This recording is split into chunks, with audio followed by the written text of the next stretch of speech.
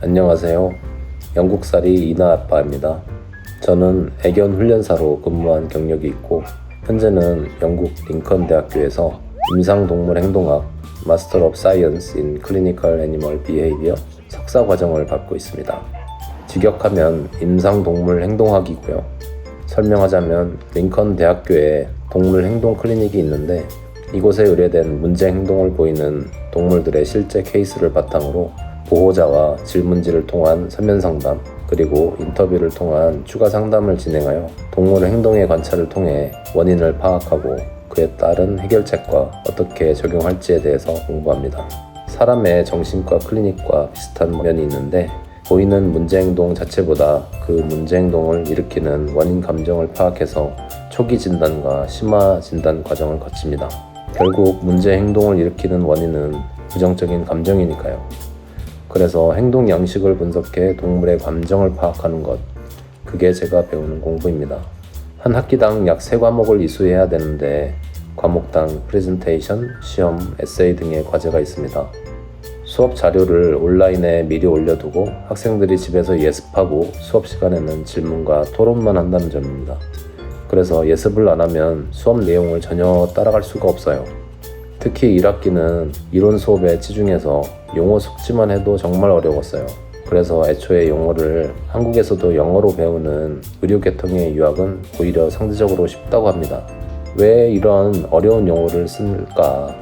그런 어려운 전문 용어를 쓰는 사람들은 일반인과 다르다고 과시하고 싶은 것 아닐까 하는 생각을 한 적이 있었는데요. 교수님의 설명에 한 방에 이해를 한 적이 있습니다. 우리는 항상 과학적인 입장을 견지해야 하고 이를 위해서 상호 약속된 용어를 써야만 서로 다른 용어로 인한 혼동을 방지할 수 있다고 했고 바로 수긍하고 말았습니다. 여기 석사 과정에는 학생 수가 총 40명에 외국인이 5명 뿐이었는데 2명이 미국인이고 나머지 2명도 이미 유학을 경험한 영어가 유창한 친구들이었고 한국인을 포함한 아시아계는 저 혼자였습니다. 영국인들이 대부분인 과정이라 알아듣기만도 어려웠습니다. 그래도 예습을 충실히 하고 집중해서 들으면 간신히 수업 내용을 따라갈 수 있는 정도였어요. 내 생각엔 IELTS 8.0 정도 받을 영어 실력이라야 수업에 무리 없이 따라갈 수 있을 것 같네요. 가장 어려웠던 건 에세이였는데요. 소논문 같은 형식으로 그냥 글을 쓰는 것이 아니라 형식을 갖춰서 아카데믹 라이팅을 해야 됩니다. 영어 회화를 잘해도 이 아카데믹 라이팅은 접해보지 않으면 매우 어렵습니다. 기승전결의 형식을 맞춰서 그냥 자기의 의견을 쓰면 안 되고 질문이나 주제가 요구하는 사항을 찬반 의견과 참고 문헌에서 발췌한 근거를 제시해야 합니다. 그 출처는 물론이고요.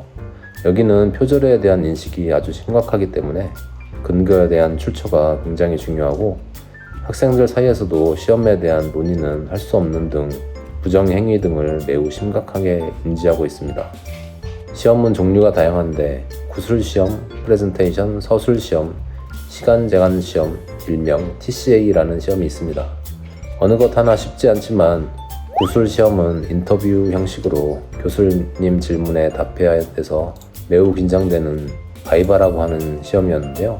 TCA는 3시간 안에 서술형 주관식 25문제를 답을 써야 해서 문제를 읽고 해석하는 데만 1시간이 넘게 걸렸고 결국 여러 문제를 공란으로 비워둔 채 눈물을 머금고 제출해야만 됐습니다. 당연히 페일했고요. 8월에 제 시험을 봐서 패스해야만 학위를 받을 수 있게 됩니다. 석사 과정이 1년이라 비용과 시간이 큰 메리트이지만 달리 보면 보통 2년이 걸리는 과정을 1년에 마치는 것이라 매우 인텐시브하고 어떤 분은 10년 뒤에 돌이켜봐도 다시 생각하고 싶지 않은 시간이었을 정도로 힘들었다고 할 정도로 저한테도 쉽지 않았습니다. 제가 배운 과목 중에 가장 흥미로웠던 것은 동물의 행동과 인지였습니다. 행동을 분석해 감정을 파악하고 문제 행동의 솔루션을 찾는 과정인데요. 실제 사례를 통해 강아지들의 문제 행동이 어디에서 비롯되었는지, 왜 그럴 수밖에 없는지 분석하고 PPT 발표하는 과제였습니다. 제가 배정받은 케이스는 어질리티 대회에 출전하는 스포츠 겸 코커 스파니엘 종인 사이더였습니다. 연습할 때는 너무 좋아하는 어질리티 대회에 출전만 하면 얼어붙는 케이스였는데요. 제가 파악한 이유는 대회 방송 장비 등 전자장비에서 나오는 사람에게는 들리지 않는 소음에 대한 두려움과 불안이었습니다. 수업 때 배운 훈련 이론을 이용해 실제로 강아지를 훈련시키고 발표하는 과제도 재밌었습니다. 나비를 훈련시켜서 과제를 하려고 했는데 나비의 도착이 늦어지는 바람에 난감했었는데 평소 자기 개 자랑을 많이 하던 아내 학교의 교수님 궤를 빌려서 무사히 과제를 할 수 있었습니다. 마지막으로 만약 석사 과정 시 가족 모두 함께 와야 되는 케이스라면 아이 때문에 고민이 많으실 겁니다. 어린이집, 학교나 병원이 가장 걱정되실 텐데요. 영국의 경우 어린이집은 만 3세 이하는 외국인 학생에게 재정적 지원은 없습니다. 만 3세부터 주당 15시간씩 무료로 이용 가능하고요. 우리는 이나가 아직 2살이라 다니는 만큼 돈을 내고 있습니다. 다만 여기서는 매일 보내지 않아도 되고 어린이집에서 요청하는 최소 시간 이상만 보내도 됩니다. 일주일에 3번 오전반 또는 일주일에 2번 종일반 이런 식으로요. 가격은 지역별 어린이집별로 천차만별이니 미리 알아보시고요. 저희도 비대면 미팅으로 결정했고 이나는 매일 물장구 치고 친구들하고 미끄럼 타고 즐겁게 다니고 있습니다. 영국 유학 시 NHS 비용을 무조건 지불해야지 비자가 나옵니다. NHS는 국가건강보험으로 국가에서 운영하는 병원과 주치, GP를 지정해서 무료 서비스를 이용합니다. 의사 만나기도 힘들고 예약도 힘들다고 알려져 있는데 다행히 저희가 등록한 병원은 아이는 우선순위라서 이나는 감기 때마다 어디 이상할 때마다 바로바로 갈 수 있었답니다. 얼마 전에는 이나가 약을 잘못 먹어서 한밤중에 응급실에 간 적이 있습니다. 다행히 아무 일도 없이 에피소드로 끝났지만 비용은 하나도 받지 않더라고요. 아무래도 한국과는 다른 시스템이다 보니 불편한 점도 있지만 장점도 있습니다. 진료 상담을 굉장히 오래 한다는 것, 아이 약 처방은 굉장히 보수적인 것이 있겠네요. 오늘 준비한 영상은 여기까지입니다. 감사합니다. 이나야, 물고기가 갔어? 이네 소리 질러. 소리 질러. 소리 질러. 이나 크게